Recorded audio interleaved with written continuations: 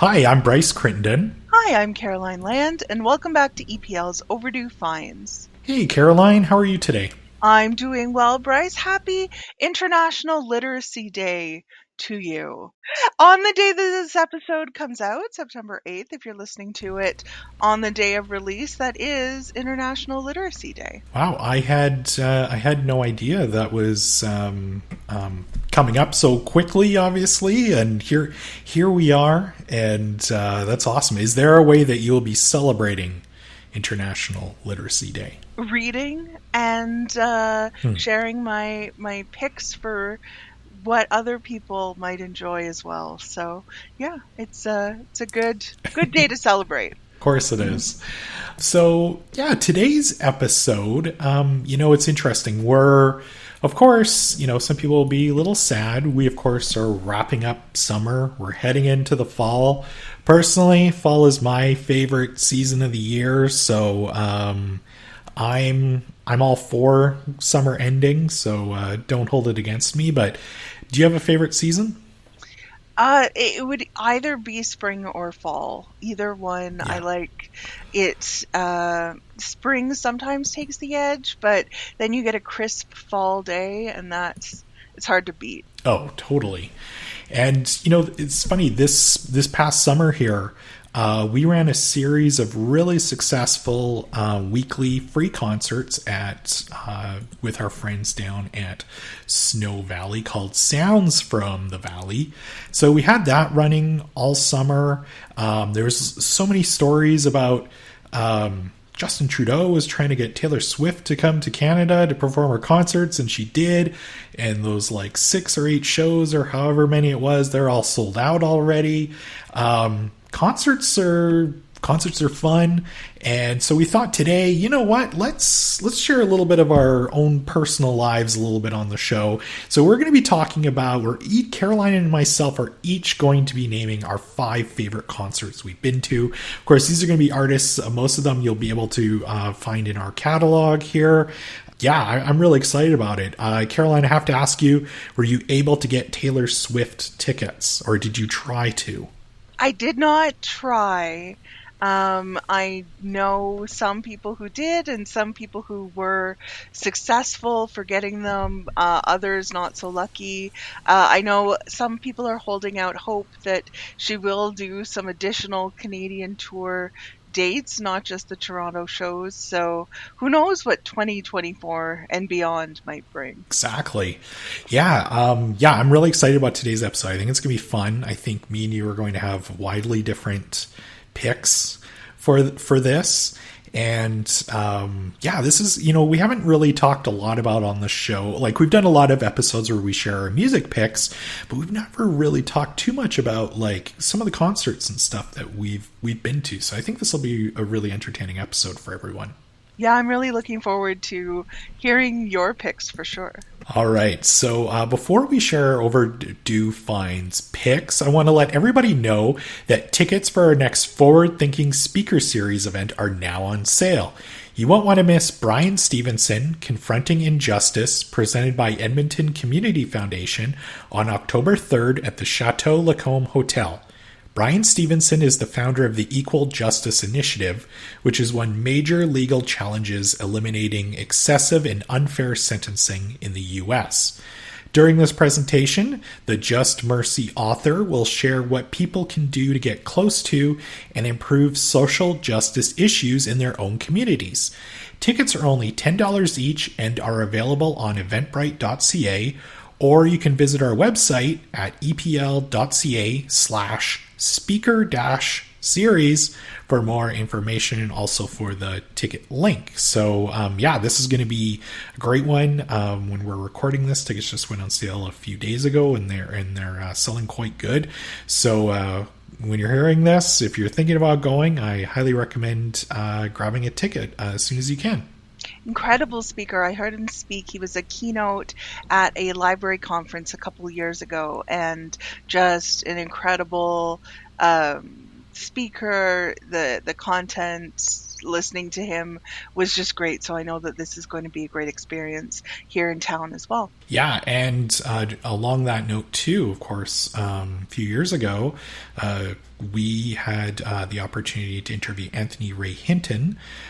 So he was falsely incarcerated, and Brian Stevenson and the Equal Justice Initiative were able to overturn his convictions. So you can go back and listen to that episode that we did a few years ago with Anthony Ray Hinton, where we actually do talk a little bit about Brian Stevenson. All right, Caroline, just me and you on today's episode doing our top 5.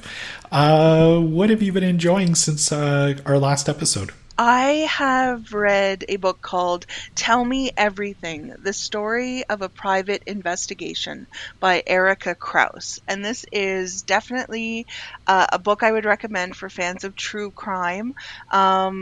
It's a hard story to read at times. It talks about Erica Krause's experience becoming like a semi-legitimate private investigator. She has one of those faces that people just kind of open up to and tell her everything in the first 5 minutes of meeting, and so she uses that to her advantage, and she ends up working with a lawyer who hires her to get some background information on a sexual assault case at an American university.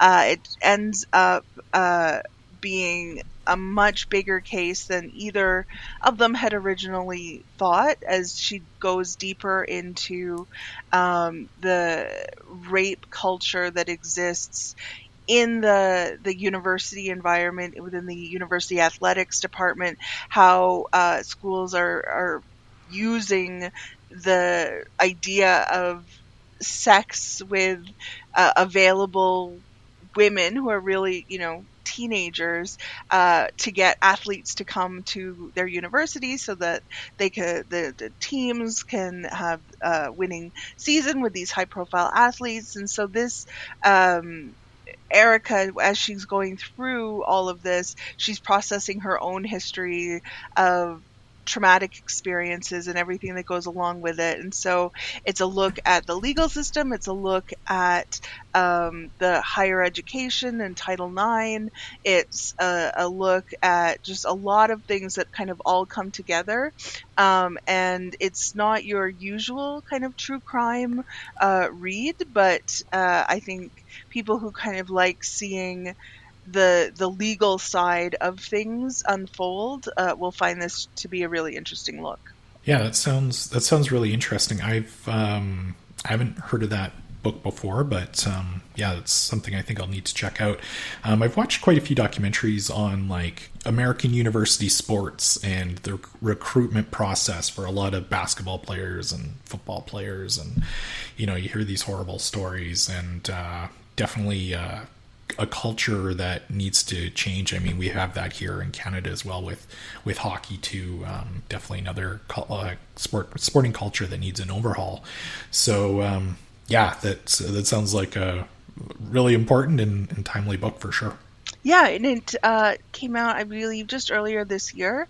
The case that she actually writes about, or the experience, the time in her life, is from several years ago, and then it kind of takes a long period to have everything play out. So you'd like to think that you're seeing some change and improvement and progress and things, and we just keep working towards making sure that that's the truth, that we are seeing change and improvement. So yeah, it's Tell Me Everything by Erica Krause.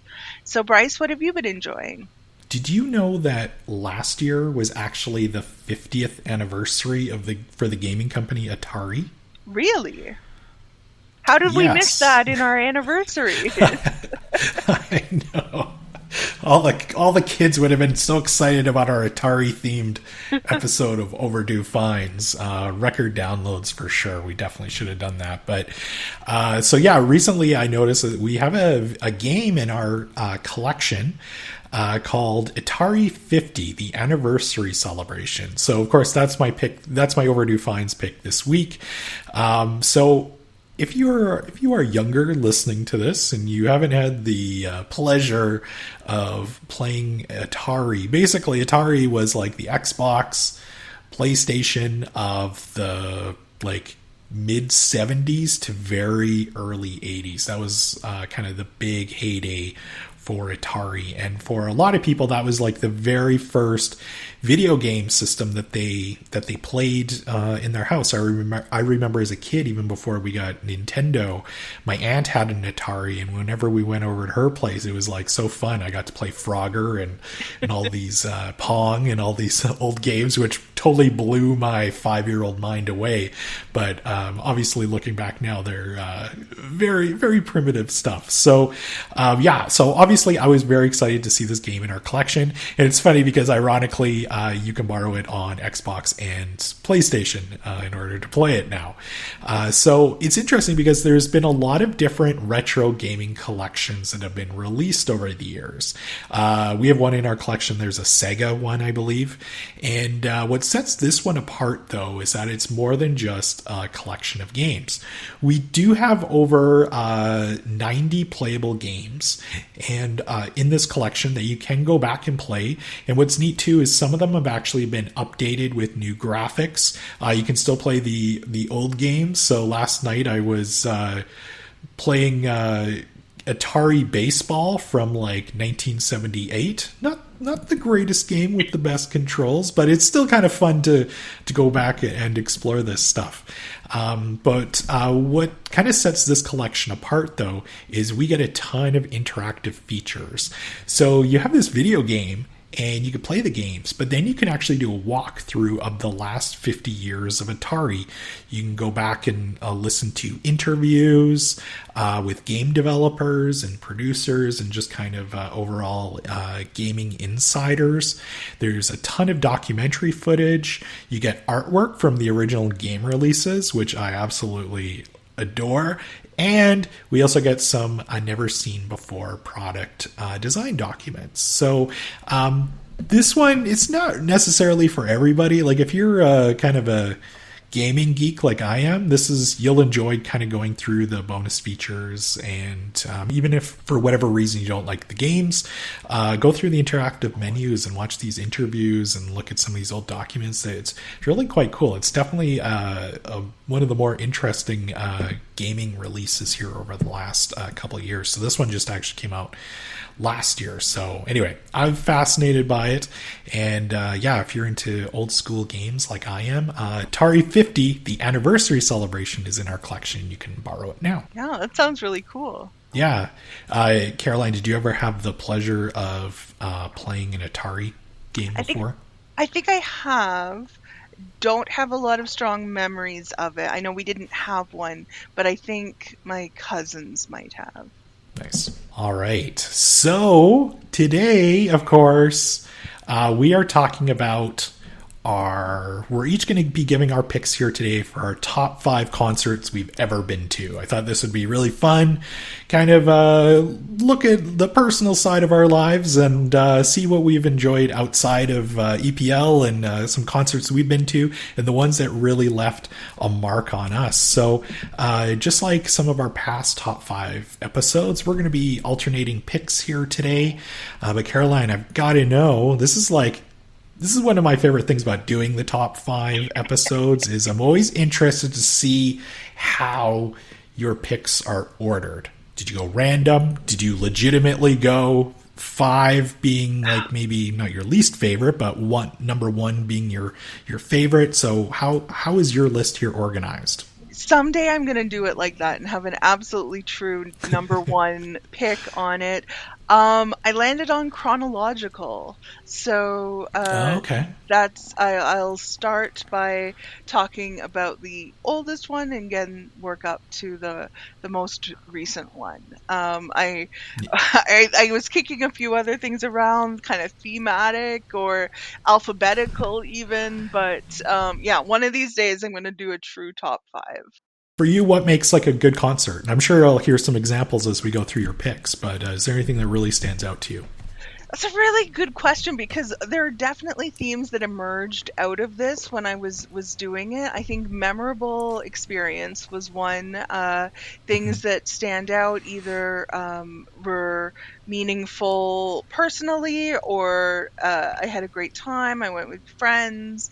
I think a lot of them, almost all of them, no, 3 out of 5 of my picks I've seen in concert multiple times. So then Oh it wow. was breaking down kind of which of the concerts. I think I kind of go for I haven't seen that many artists in concert, but the ones I have, I've seen a lot. So I don't have that kind of breadth of experience, but the depth is there. So then it's kind of figuring out which of the concert experiences, and honestly, some of them do kind of blend together after a while. But yeah, I think just memorable and personally relevant, either for where I was in my life or just enjoying the the show. There really wasn't a magic formula that I kind of came up with as I was doing it. What about you? What makes a memorable concert for you? Yeah, pretty much almost exactly like what you said, Caroline. There's, I can only think of one band that I've actually seen more than once in concert. I'm kind of like, oh, I've seen these guys already. I'll save my money and wait for another concert to come through. So I'm kind of weird that way, but yeah, for me, definitely more so the experience, maybe the set list, like they played some songs I was really happy that they covered, or just kind of some legendary artists that I'm like, wow, I saw this person, this band in concert. So yeah, I'm really excited to share my picks with you, but it's all about the experience, I think. Yeah, there are, and I was as I was going through, I haven't really fully decided how I'm going to talk about these, but there's more than one concert. When I was thinking of the experience, it had the phrase, and then I burst into tears. So, like, there's a chance that this episode could just be a very revealing, emotional look at me at 5 different moments of my life. Not all of them. I didn't cry at all of them, I'm pretty sure. All right. So speaking of that, let's get started. What do you have first at I guess number 5?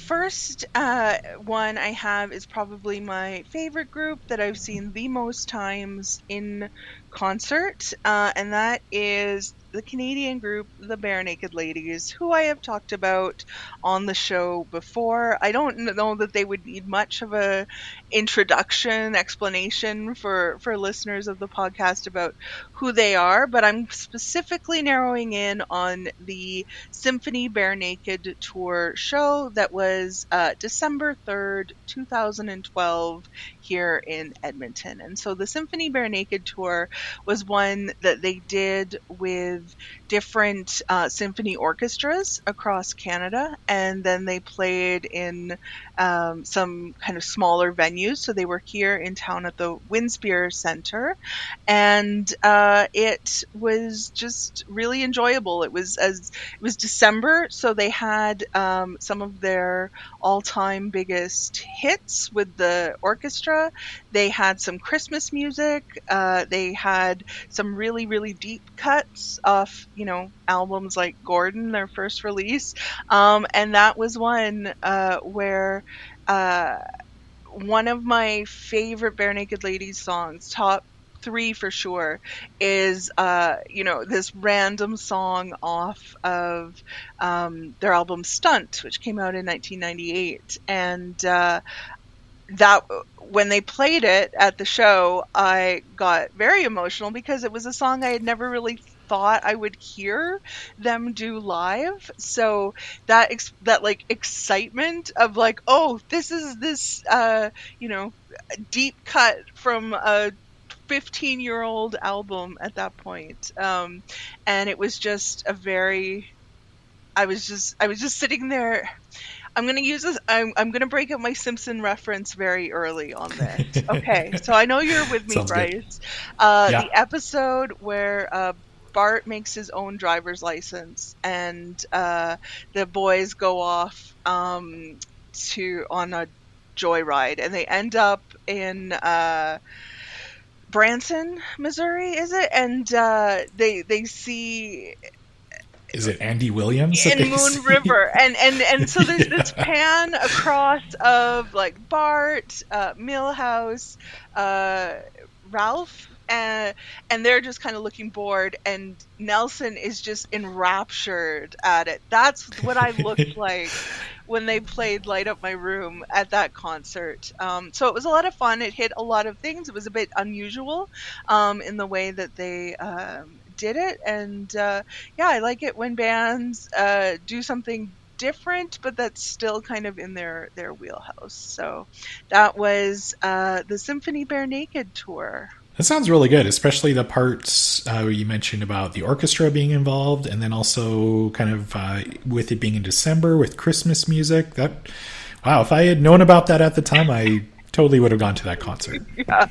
Oh, if only we had a time machine to go back almost 11 Exactly. years. Yeah. Okay, so I didn't even ask, Bryce. Are you doing a true top five? Is that your order? Oh yeah. Yes, I am doing a true top five. So yeah, my last pick will be my absolute favorite concert I've ever been to. So yeah. So for me, coming in at number five is Green Day in 2005 as part of their American Idiot tour at Rexall Place. So, if you don't remember at the time, or maybe you're a little too young to remember, Green Day's American Idiot album was an absolute juggernaut. Like, this was like the biggest album for probably 2 or 3 years. This is when people were still buying CDs. So this album was everywhere. All their songs were hits. Definitely one of the biggest tours that year. So the reason why I've got this one in here was, in addition to it being a great show, this is actually my very first big concert I ever attended. So growing up in Medicine Hat, we didn't really have a lot of concerts come through. We'd get occasionally like the Nitty Gritty Dirt Band playing at the Stampede or something like that, and that would really be about it. Cheryl and I moved here in 2004, so this concert was in 2005, and yeah, this was kind of the first really big concert we had both been to, and we were both really big Green Day fans, and we had good seats for it. So yeah, everything about this was just a fun show. And actually, it's cool too because this is all could also be in itself another kind of side topic, but the opening band that night was My Chemical Romance. So pretty good lineup there anyway. So yeah, that for me is my number five pick. Yeah, as soon as you said the American Idiot era, I just went right back there because those songs were everywhere. So what do you have? What's your next concert, Caroline? Okay, so I'm jumping now to 2016, and this is a group that I never thought I would see in concert, and that is Prozac. Now, I know what you might be thinking, Caroline, that is a cartoon band. How could you possibly see them perform? And they did at Taste of Edmonton in July of 2016. So, yes, Prozac is a Canadian side project of musicians from the Philosopher Kings who had a number of much music video hits in the late 90s, early 2000s. And this was incredible. Like the Taste of Edmonton at Churchill Square, they had a stage that had like giant, not puppets, but giant versions of the two characters from Prozac, and they were Mm-hmm. on stage, and so that was what was mostly visible, and then like the musicians sang and performed and did all of their stuff, but like everyone was there because of the characters really. And it's one of those where you kind of, well, I guess I'll take ownership of this. I kind of went a bit for a laugh, like, oh yeah, I'm going to see that cartoon man. And then you get there and you realize, Prozac had a lot of songs that I still know 100% of the words to. So this is I have like the two genres of concerts that I go to, and one of them is apparently crying for various reasons, and the other is scream shouting the songs at the top of your lungs all night. And so that was definitely this one. Churchill Square was packed. There were so many people all having the best time just rocking out to Prozac. Wow.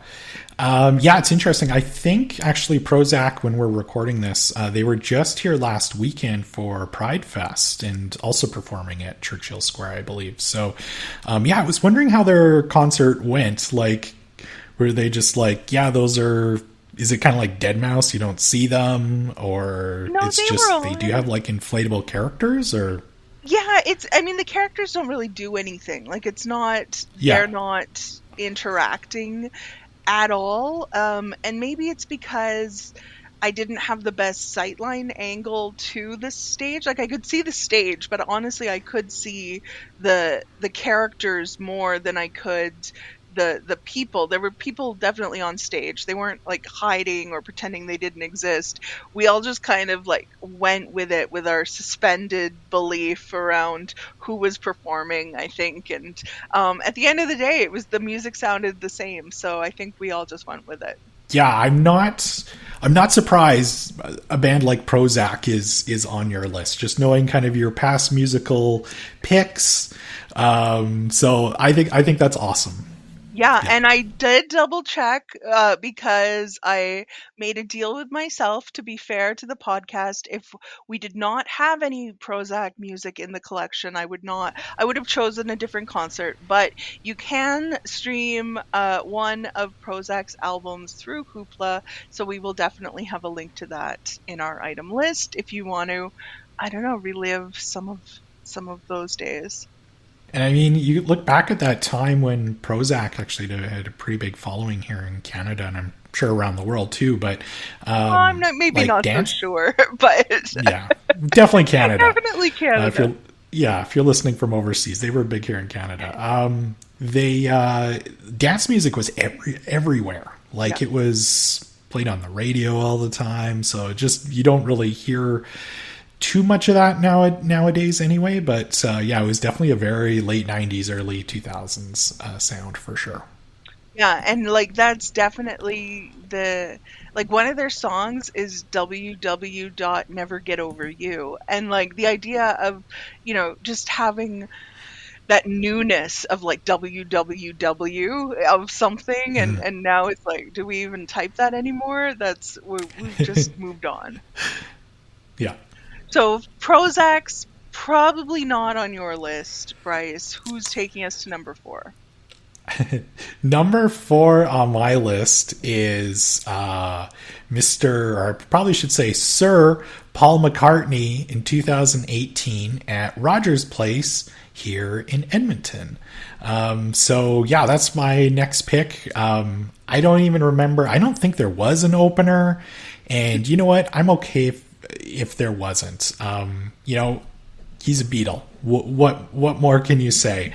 I had nosebleed seats for this one, but it didn't matter. I was in the presence of one of the most legendary performers of all time, and yeah, one of the most celebrated musicians ever. So yeah, basically Paul McCartney and his band, they played all of the great Beatles tunes that you'd want to hear, songs, of course, from Wings. It was everything you'd want to hear at a Paul McCartney concert. Like I said, not the best seats I had. I was able to get some tickets cheap last minute, but yeah, it was just, I mean, you're watching Paul McCartney. There's not much more you can say. It was a great experience, and just one of those people that we'll get to a question later on in the show about, concerts you kind of wish you could have seen. And so this is definitely a bucket list musician for me for sure.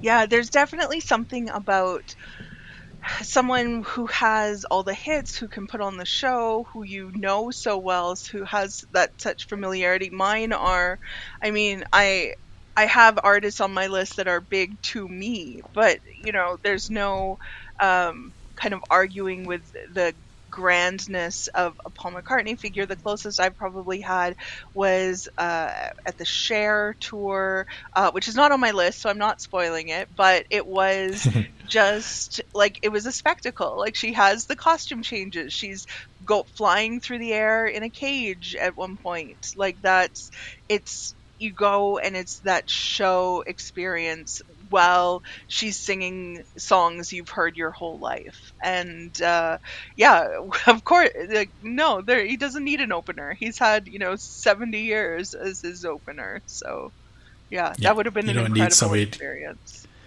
Yeah, you don't need somebody else to get you pumped up about the show. It's just some shows they don't need it, and definitely that was one for sure. Yeah. All right, Caroline, we're getting to the middle of the list for you. What Yeah. do you have next? This one, when I went back and like did some research on it, this happened just days after the Prozac tour show. So I guess I was just really feeling my music then. It is the Tragically Hip with their Man Machine Poem tour. So their stop on their final tour across Canada. The Edmonton one was July 30th, 2016. That's the show I was at. And yeah, it was definitely so they were playing. It was at Rexall, and they were. Uh, we everyone knew obviously that at this point this was the last tour for the band, and it was kind of the farewell. So there was a lot of sadness, or yeah, sadness kind of around it. But I mean, it was packed, probably close to sold out, if not totally sold out. I had a very, very high seat off to one side because it was a last minute kind of impulse purchase that I decided, no, I kind of want to be a part of this at the time. And Tragically Hip, it was a group that had always kind of been there, and I wasn't one that I necessarily was overly familiar with, not the same like deep cuts that I could do with say Bare Naked Ladies, but yeah, just knew the music, knew the story, and wanted to be there. And so I had my head, I usually go into concerts thinking, like oh, what'll they play on this? And this one I had a list of 3 Tragically Hip songs that I was like, I have to hear these have to be played. And we got through, it was a long concert, they played a lot of songs, and it got to the end of the show and they hadn't played any of them. And I was like, it's okay, it's fine, I don't need to hear them, it's been a great concert, it's fine. And then the first encore starts, and they play some more songs, and still it's none of them, and I'm like, it's all fine, it's fine, that's okay. And then they get to the second encore, and they play Fireworks, which is one of the songs that was on my list. I'm like, okay, this is nice, this is fine, I don't need to hear Bob Cajun, which is my favorite Tragically Hip song. And then the notes start, it is the last song in their second encore. I burst into tears because it is just this perfect moment for the show. So I heard 2 of my 3. It was the perfect ending of a great show, and a moment. I mean, I think you can be cynical about a lot of things, and there's a lot that when we talk, as we mentioned earlier, about needing to improve systems and culture and different things, but in many ways, a lot of Canada really, it felt like we were coming together over the music there that summer, with Gord Downey and his his diagnosis and his goodbye and his farewell, and to see that and to know that that was playing out on stage was just a very, very emotional moment. And then the show ended and we went out, and it was K-Days, and the fireworks went off. So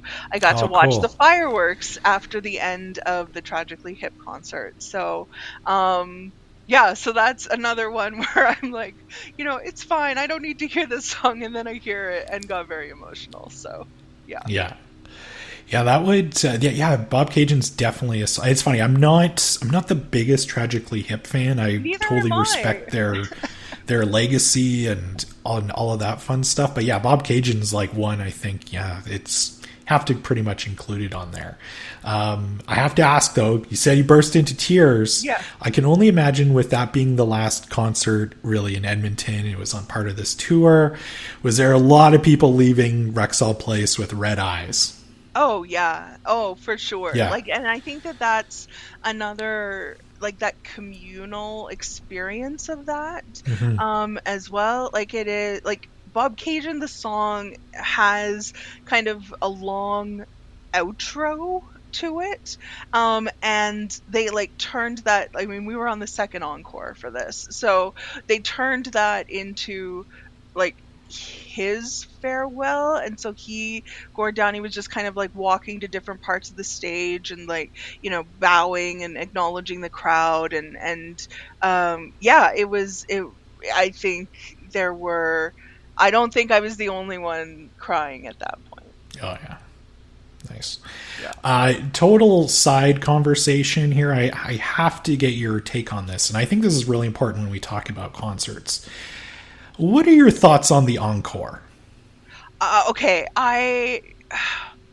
I'm not a fan. And I do not care for the theater of leaving the stage. We all clap. It's Edmonton, so we're giving a standing ovation, and then Hmm. they come back out. It's no, we all know this is going to happen. Yeah, it's. I mean, hey, I'm sure a ton of bands are listening to this episode right now, hoping that they're included in being listed here on this episode. But I agree. Like, let's do away with the encores. Like, just it's unnecessary. Like, Yeah. just play your set, bow. That's it. Turn the lights on. It is what it is. Like, it's. Yeah, it is. It's such a weird tradition. I'm okay when I go to concerts and they don't do it. Yeah, and I like maybe there was a time where there would be a genuine like outpouring, like the audience just wouldn't leave and they would Yeah, continue, but now like we're all just kind of like there clapping. The lights are still off, like we know, and then when the lights do come up, we all leave. Like we know that what our cues are for this. But yeah, if the lights came up and we just stood there like clapping and shouting and like stomping our feet, and it's like we just want more. We're not ready to say goodbye to this. Then that might be a different thing, but it feels like theater to me, and yeah. we just don't. We're all better than that. We really are. Yes.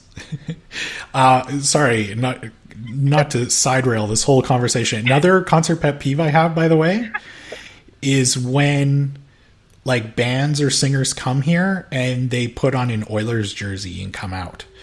I don't know why it bugs me so much. Like, we're here to see you. Like, we're going to cheer you anyway. Like, it just seems kind of pandering to me that, yeah, it's a weird thing. Not all bands do it, but some do. And it's like, I mean, we've all paid money to see you. We like you. You don't need to pander to us. Yeah, that, especially when you know that it's one, like the next night they're going to be in the Calgary jersey, right? Like it's one thing Yeah. Yeah. if there's someone with like a deep tie. Like when not to bring them up again, but the first time I saw Bare Naked Ladies was in Toronto. And so when they're making references to like the Danforth and like traffic in this area, like you know that they know what they're talking about. Like it's legit. It's grounded. They're not like, "Hey Edmonton, how's the whatever?" And it's like, yeah, you're right. It's we don't need that. Yeah. Yeah. I agree. I Sorry to also want to sidetrack the clarify. conversation. Yeah. I also want to clarify because this could also fall under concert pet peeves that so I have my two types, my burst into tears and my scream singing. I only do the scream singing at the shows where it's appropriate to do the scream singing. So if Oh, we've okay. gone to a concert and it's like somebody with a very pure vocal, like I am not sitting there giving the second balcony their own concert of it. We've paid to experience the artist, so it's just like, the big ones that I'm doing it on.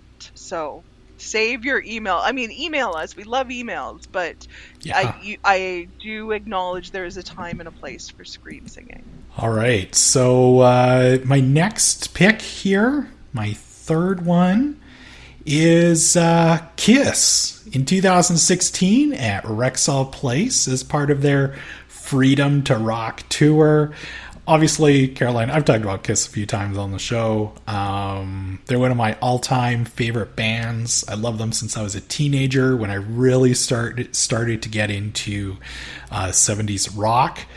So when I heard that they were coming to Edmonton, this was a no-brainer for me. I'd never seen them in concert before, so absolutely had to go. They opened the show with Detroit Rock City, and they did an encore, of course, and they ended with God Gave Rock and Roll to You. I mean, Kiss isn't everybody's cup of tea, but they're amazing performers. They know what people going to their concert want to hear, and of course that's kind of like the greatest hits and all of that stuff.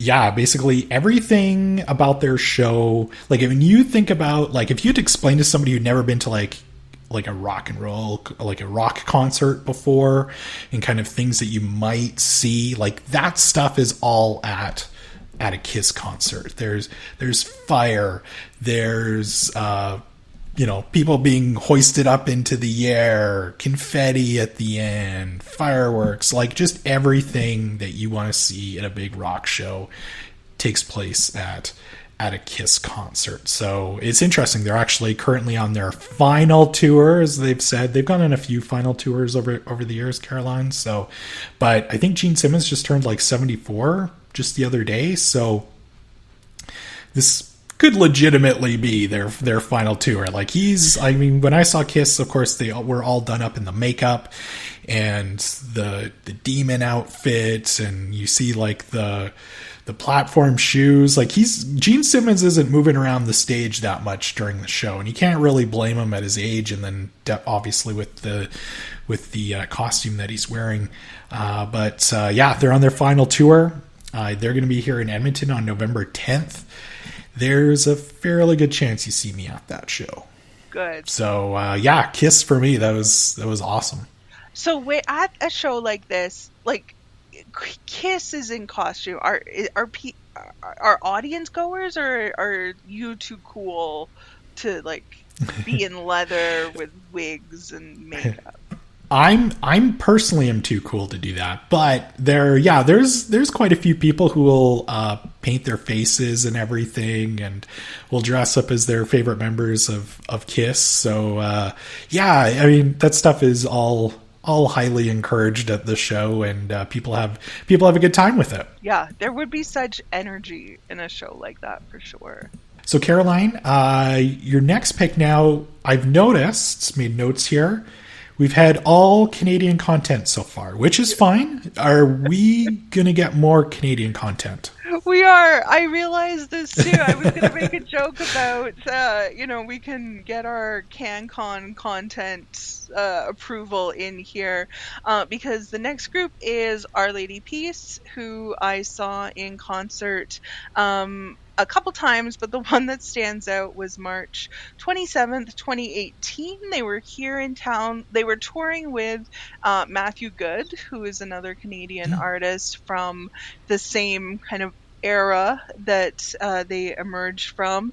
And this was a weird show and interesting. I think about this show a lot, and so like this is probably not what we had in mind when thinking of our top 5 concert experiences, but this one was highly memorable. So first, Matthew Good collapsed during his set on stage, just dropped right down, Wow. and it was one of those moments.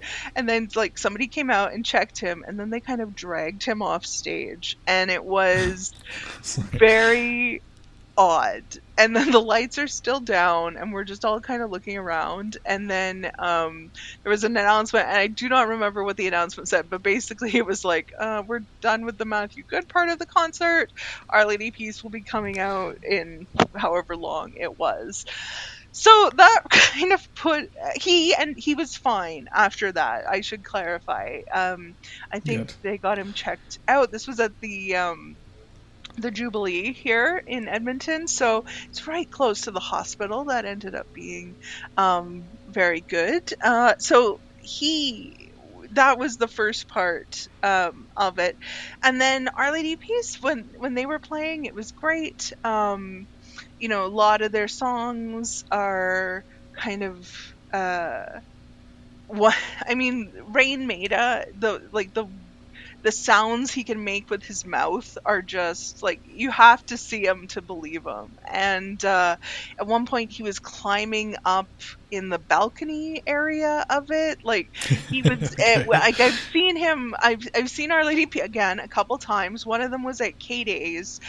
They were one of the performers there in the festival concert area, and he was using the whole stage to move around in, and layers and different things. And so yeah, at one point he was just climbing up through the balcony area. And then so the concert was great. I was with some friends, we had a great time. It was good. Went home next day. This is I should have put a warning on this. My grandmother passed away. Oh So, no. which was quite sad. And a lot of Our Lady Peace songs are, if not about death, like death adjacent.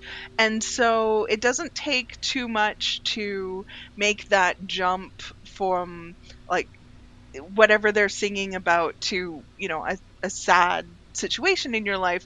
So I still had the concert in my head. I was kind of running through that experience, and then I heard about my grandmother, and I just kind of moved a lot of those songs over to associating with that. So I was listening to a lot of it through that period, and so that's why one of my most memorable concert experiences was just this like odd happening at the show, followed by a personal loss. And I was gonna say I didn't burst into tears at the show, but I'm pretty sure I actually did on some of the songs even before my grandmother died. So Yeah. yeah, I was definitely feeling a lot, and Our Lady Peace was a good kind of soundtrack to that period back in 2018. So yeah,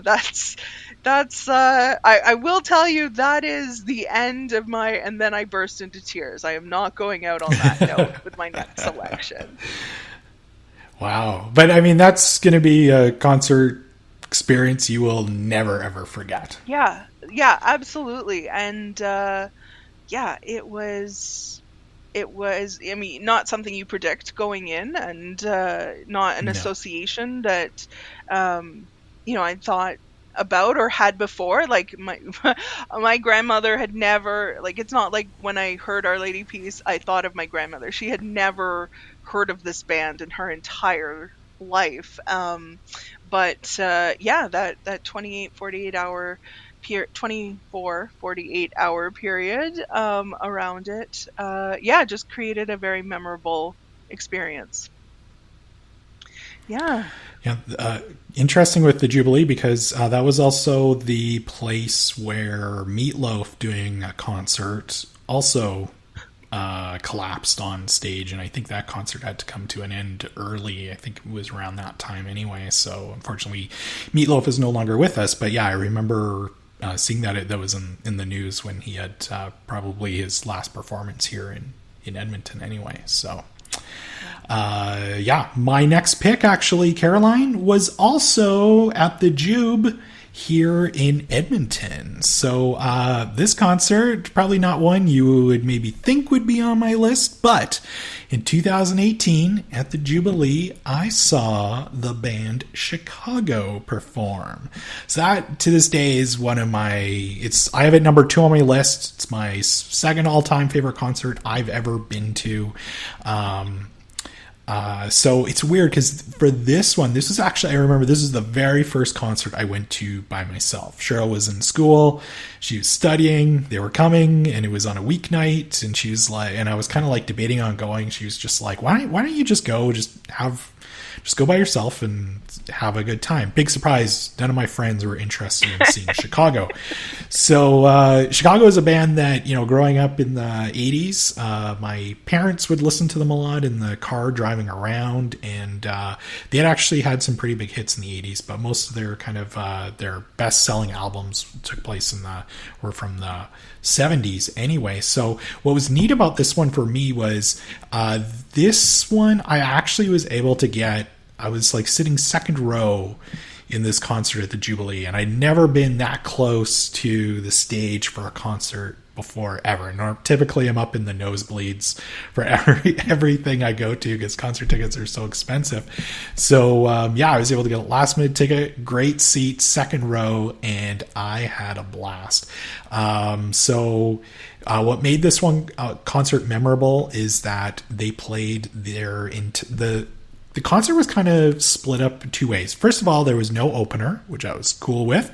And for the first half of the concert, they played their entire album from start to finish, Chicago 2. So that album, most people will know because it has songs like 25 or 6 to 4 on it. So that was the first part. So they played the entire album. They took a quick intermission, came back out, played some of their other hits from the 80s that everybody was kind of hoping to hear from. They came back out, played a bunch of their hits from the 80s that everybody was hoping to hear. And yeah, they knew what everybody wanted to hear. They wanted to hear the best of stuff, and that's what they did. It was just a really fun concert. I joked around before. I think I was the youngest person at the concert that night. But yeah, it just had an awesome experience. And yeah, to this day, it's one of my all-time favorite concerts I've ever been to. I love that. And I also love bands that know what people come for. You can have that kind of nostalgic experience, but the bands that are like, no, we're just only going to play our new stuff or something. I do like it when there's a bit of a nod to some of the bigger hits that they've had. Yeah. I remember, this isn't on my list, but it was still a really good concert. I remember a few years ago we saw Huey Lewis in the news, and of course he's playing all of his hits, and partway through he's like, look, I know that you want to hear all this stuff, but look, we got a new album coming out. I want to play this song. I think you guys will like it. Bear with us while we do this. So he kind of made a joke about it, but I mean, those bands get it.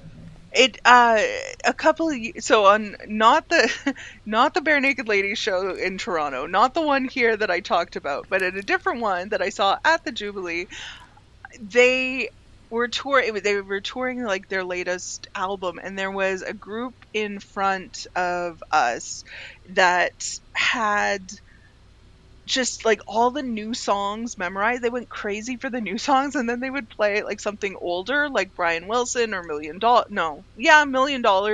or 1 Week, any of like the big stuff, and they were just like, oh, I don't know that I care for this. Like they were lost on like the big hits, but they were there for the new stuff. So I just had this warmth for this group that had just discovered this band, and we're really enjoying their music.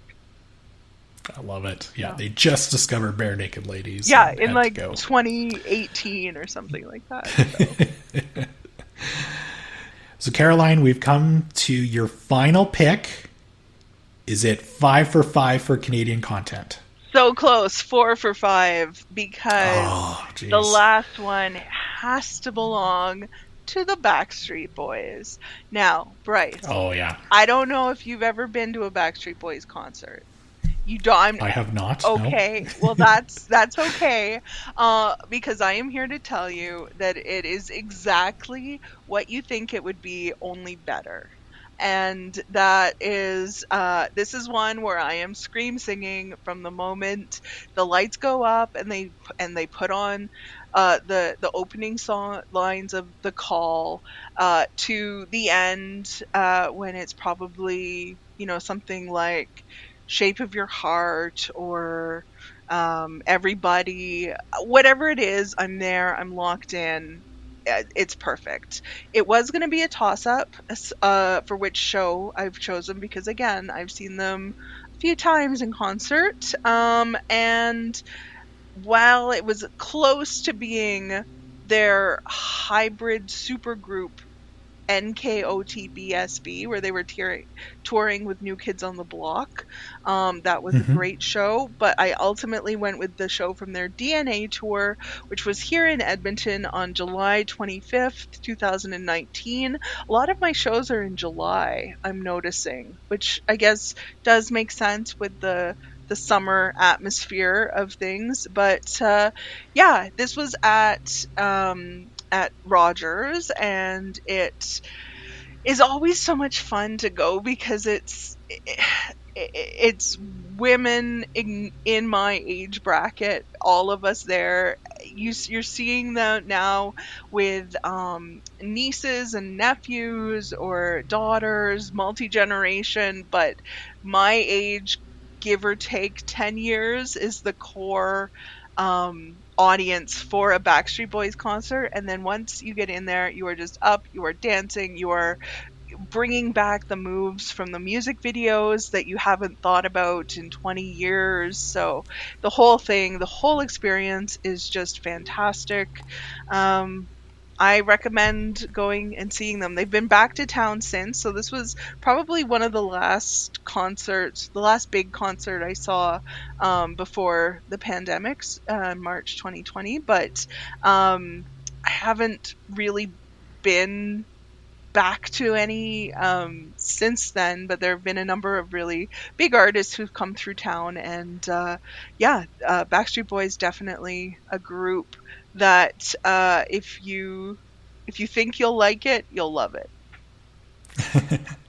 So, sorry, did you also see them when they Yeah, were touring with New Kids on the I Block? did. That was that was back in 2011 when they came Oh, okay. through here, and that was tough. It was because they would do uh the New Kids would do some of their hits, and then the Backstreet Boys would do some of their hits, and then they would join together and do a few hits together. And by hits, I mean songs they had just released, because they were a new, Of like, course. super group. But Yeah. yeah, there was lots of dancing, lots of choreography, some hydraulics, bringing women on stage and singing to them, that kind of thing. So yeah. Nice. Yeah, I remember. I think they were just here maybe within the last year, and I remember seeing some people's reactions on Twitter after the concert. And it sounded like they had a great time, and those are such fun concerts to go to, especially like those ones where now, like you said, it's like obviously it's an older crowd going to it now than what it would have been in the late 90s, like at the height of their popularity. So it's really cool when people can bring, like you said, their nieces or nephews or family or whatever, and they can just go back in time and enjoy these awesome songs. Yeah. Yeah, it's a lot of fun. It's a great energy. And leaving the show, when I saw them in 2019, I remember so we're all leaving, streaming out of the building, and there's a young girl that I hear, and she says, Kevin is my second favorite Backstreet Boy, which is the perfect take. I almost stopped and was like, genius, because that is 100% the correct take on that. So yeah, in it, Kevin was not a part of the NKOTBSB initiative, so I think his presence at the DNA tour is what pushed it over for me. Nice. I love it. Yeah. That's awesome. Okay, Bryce, what is your number one? All right. So my number one, I feel bad because I don't have like any Canadian content on mine. It's okay. But, I did it for both of us. I appreciate you filling that part in for me. So this is going to be one where maybe you're like, I wouldn't expect that. So mine is actually Garth Brooks in 2017 at Rogers Place. So this was now in 2017. He actually it was a series of shows here. He had 9 concerts here in Edmonton, and they were all sold out. Tickets were impossible to get. Like, this was like the biggest show in Edmonton. There's still a banner hanging up in Rogers Place right now talking about his sellout streak with all of those 9 shows. So it was absolutely massive. And I know he's been back since, but he hasn't done the 9 show thing again. So now, what made this one kind of special for me is almost like how I got the tickets. So go back in time a little bit. I'm still here at EPL because it's in 2017. And I have to give an assist to our former colleague and podcast guest, Carla Iackelli, who actually helped me get tickets to this concert. So, like I mentioned, I'm not the biggest country fan, but my wife Cheryl is. So her favorite artist growing up was Garth Brooks. So naturally, I wanted to try and get her some tickets. Now, the day the tickets went on sale, I had a meeting with Carla that morning, and it just happened to be at I think it was 10 o'clock when tickets went on sale anyway. So I asked her actually if we could delay our meeting for a bit because I was trying to get these tickets. She was like, no problem. So I, of course, go to get tickets, and like everybody else, not only in Edmonton, but he wasn't going to Calgary, so it was like all of Western Canada was trying to get tickets to these concerts. So she checked in with me later that day, and she asked me if I was able to grab them, and I said no, unfortunately I couldn't. So but she was like, you know what, sit tight. She's like, I think I might have a pair that I might be able to sell you. So I was like, okay. So it turned out just when you go online and you're trying to buy tickets, you'll kind of put your name in. So I guess her sister had purchased like a extra pair and was going to end up selling them anyway.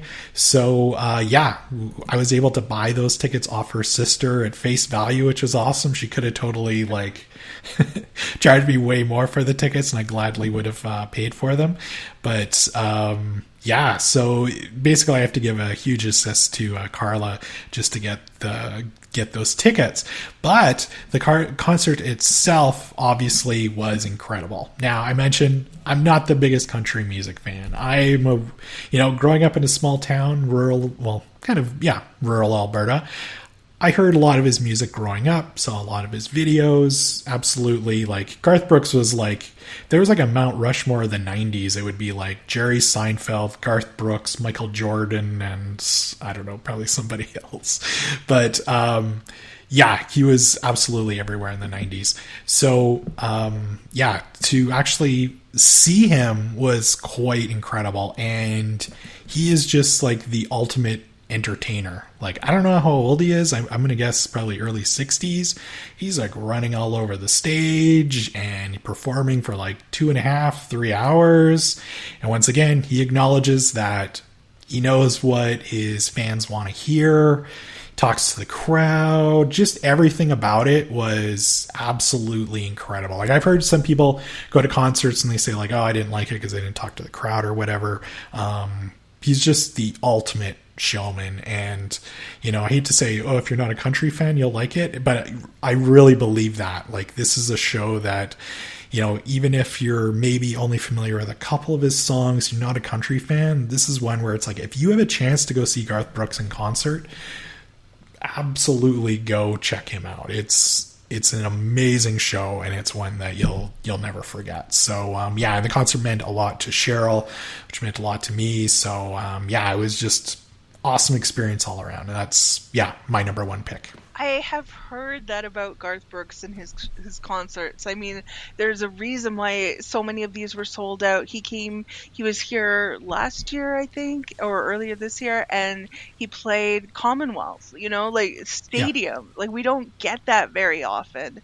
I saw a documentary on the history behind the song American Pie, and that's a song that Garth Brooks plays live quite frequently in his shows, and so he was included in the documentary. And just hearing about like his process and how he kind of approaches his music and the performance of it, even in this documentary, I was like, wow, maybe I should go to a Garth Brooks concert. So it's just wonderful that you had such a great experience with that. Sadly, no Chris Gaines that night, but Garth Brooks was incredible. I think about Chris Gaines all the time, and to the point where like I feel a little guilty, because Garth Brooks does seem like such a great guy, and he probably had like the purest motives for doing something like Chris Gaines, but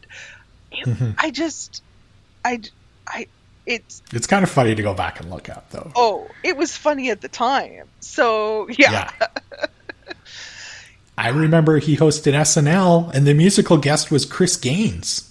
It was incredible. That's how big he was in the 90s, that he could host SNL, and the musical guest was him in a wig. So... yeah, pretty much. Yeah. All right, so this was fun. So let's move into our quick roundtable questions. Yep. Caroline, if you could see any singer or band in concert, past or present, who would it be? My knee-jerk, automatic first reaction, Sharon, Lois, and Bram. I don't know if you ever watched The Elephant Show growing up, but they would have like the episode, and then they would cut to the concerts, and there were the kids in the concert, and I was so jealous of them. And then when I went to university, I met someone who was at one of the shows, and I was like, tell me everything. And she was like, I was a child. So I don't remember. But I would go see Sharon, Lois, and Bram at the height of their performing. That's cool. Yeah. I like it. What about you? Mine would be Queen. Like, just any time with, obviously, Freddie Mercury. Just, doesn't matter. I think that would just be the ultimate amazing concert. Just to see a showman like Freddie Mercury perform in person would be awesome. I remember looking it up, thinking like, oh, did they perform in Edmonton? And they performed at Old Rexall Place. I think it was in the very early 80s. And I think it was part of their maybe Bohemian Rhapsody tour or something like that. So he's been here before, but if I could go back in time, that would definitely be a show I would go to. So my next question, one of the big things with going to any concert, of course, is you have to go look at the merch situation. You have to go look at the concert tees. And we all know they're always so expensive. Caroline, have you ever purchased an overpriced t-shirt at a concert? And if so, which one? Yeah, I'm definitely guilty of this. I'm wearing one of my Bare Naked Lady shirts right now. I have Bare Naked Lady. Probably tops them out. Theirs aren't too bad. I would probably go with the New Kids Backstreet Boys one, because that one, I knew it wasn't going to really fit, and it was that like plasticky feeling to the shirt. Oh yeah. So it was more just a swept up in the moment, but no regrets. No, can't have any. Yeah. For myself, I absolutely have. Definitely bought one at Kiss. That was like have to get a T-shirt at the Kiss concert. Now, I actually bought one for a concert I didn't even attend. So a few years ago in 2019, I had tickets to go see Fleetwood Mac. And Stevie Nicks at the last minute came down with a cold or something. So like we were literally walking into the building and they were like, oh, tonight's concert is canceled or it'll be rebooked. So they had the merch set up. So I was like, oh, I'll just buy like a T-shirt while I'm here. Bought the T-shirt. And then when they had their like rebooked date, I couldn't go. So I've got a Fleetwood Mac concert T-shirt for a show I've never even been to at all. Going back, I'm going to pause on our roundtable questions. Concert feelings about behaviors, wearing the band shirt to the concert. How do you feel about that? Yeah, I think that's fine. I know some people kind of frown at it or whatever, but you know, if you're a big enough fan, maybe you've seen them before, wear your old shirt. Like, if it makes you happy, do it. And how about you? Yeah, it's like, it's not a secret that I like this group. You know, like we both bought tickets to hear them, so why not? Okay, that's the official Overdue Finds stance. Yes, I've got a kind of a, you know, Caroline, we've talked today about our favorite concerts, so I'm going to end on something that's not in our outline. I got to know, we've all been to one. What's been your least favorite concert you've ever been to? That's a really good question. I usually only go to ones that I buy tickets for, so there aren't a lot of shows that I can think of where I've been like someone said, hey, do you want to go see this band? And I've never heard of them, and I go and it turns out I really dislike them. So like, I guess I'll just go with like my worst concert experience, which has to be that Our Lady Peace concert, which is one of my favorites. But I mean, Matthew Good collapsed, my grandmother died, and I didn't mention it before, but I had like a kidney infection at the time, so it was really painful, like to be out like standing and dancing, and then I went home and I was in pain the whole day, and then, you know, I got the call, so like on paper it's terrible, so I'm just gonna go with that one. How about you? What's your least favorite concert? The music itself was fine, but probably mine would be the Guns N' Roses show here in 2006 as part of their Chinese Democracy tour. It was at Rexall Place, and I was so looking forward to seeing this show. Now, granted, at the time, it wasn't the original Guns N' Roses lineup. It was Axl Rose and a bunch of other people. The part that angered me and pretty much anybody else who went to that specific concert was they have the openers, and then so the openers wrap up probably around like, I don't know, 8, 9. Guns N' Roses didn't come on till after midnight. They kept everybody waiting there for like almost 3 hours just because Axl Rose didn't feel like coming on stage. And when he finally did, the show happened at midnight and didn't get home till like close to 3 a.m. So just, I mean, the music they played was good, but I remember it was so close to bailing so many times, and it was like we've sat here for this long, like they got to be coming out soon. But it was ridiculous. Well, I probably. Well, I'm thinking I probably would have left, but I'm also thinking that the other day I sat in my doctor's office exam room for like 30 minutes after he left because I wasn't sure if the appointment was over or not, so I probably would have stayed to be like, no, they'll be coming right out. Yeah. Well, this was fun today, Caroline, and before we sign off, I actually wanted to remind everyone that we're celebrating the return of EPL's largest fundraising event on October 20th.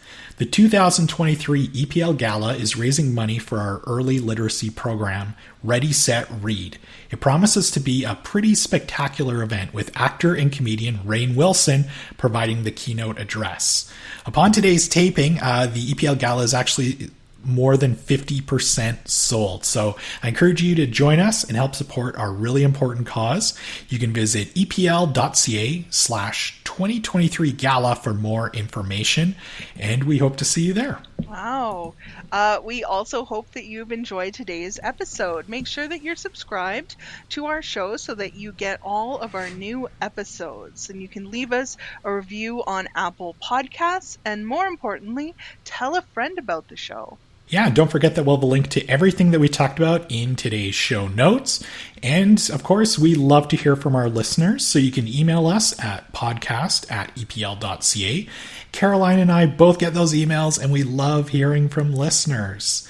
You can also share your thoughts about the show with us on Twitter at epl.ca and by using the hashtag EPL Overdue Finds. Thank you for listening, and we'll see you next time.